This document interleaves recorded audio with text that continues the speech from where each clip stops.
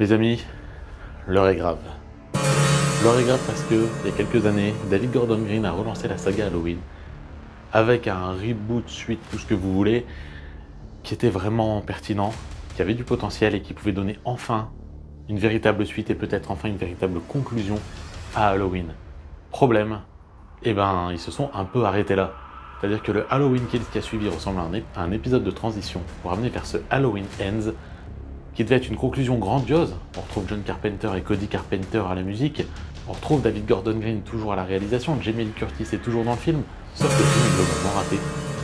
Alors pourquoi ? Je vais vous raconter un peu l'histoire. Ça démarre sur l'histoire d'un babysitter qui va donc babysitter, forcément, c'est son taf en même temps, il est payé pour ça, sauf que à Haddonfield, le fantôme de Michael Myers rôde toujours dans les esprits, et que le gamin va finir par enfermer le babysitter, et va jouer un peu à Michael Myers, parce que c'est rigolo.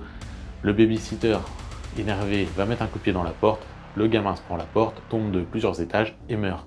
Et ça part plutôt bien, bon, sauf pour le gosse évidemment. Mais pour ce qui est de l'histoire, ça laisse entrevoir une histoire où peut-être Michael Myers serait totalement absent et où ce serait simplement son fantôme dans les esprits de chacun qui entraîne une forme de corruption dans la ville finalement. Un peu à l'image du Ça de Stephen King.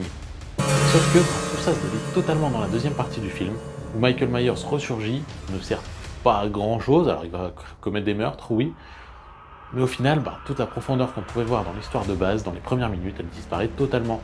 Alors Jamie Lee Curtis est toujours là, et c'est à peu près tout ce qu'on retrouvera de plaisant dans ce Halloween Ends. Parce que pour le reste, une autre chose, un autre petit détail qui est quand même franchement gênant, c'est que le film est sombre. Pas dans le ton, dans l'image. C'est-à-dire que globalement, il y a un bon 40%, voire 50% du film sur lesquels on voit absolument rien à l'écran. De temps en temps une petite ombre, mais c'est beaucoup trop sombre pour que ça fasse quoi que ce soit. Il n'y a pas de sentiment de terreur puisqu'on voit rien. C'est plus énervant qu'autre chose, et au final ce Halloween Ends est une grosse déception, le seul opus que j'ai vraiment pas aimé dans les 3 derniers. Bon, il y en a plus si on reprend toute la saga en général, puisqu'on doit approcher maintenant la quinzaine de films, mais celui-là, ce Halloween Ends, est un des moins réussis, un des moins bons, un des moins intéressants.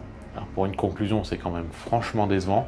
Si vous aimez la saga, je vous laisse laisser votre avis sous la vidéo pour en discuter de tous les épisodes.